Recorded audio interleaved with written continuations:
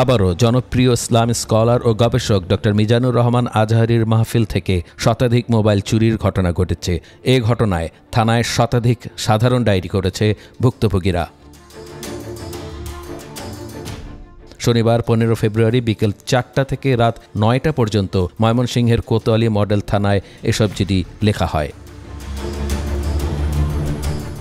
Kotwali model থানার ভারপ্রাপ্ত কর্মকর্তা মোহাম্মদ শফিকুল ইসলাম খান বলেন, মাহফিলে মোবাইল চুরির ঘটনায় ভুক্তভোগীরা একের পর এক সাধারণ ডায়েরি করেছেন। সর্বশেষ শনিবার রাত 9টা পর্যন্ত শতাধিক মোবাইল চুরির জিডি হয়েছে।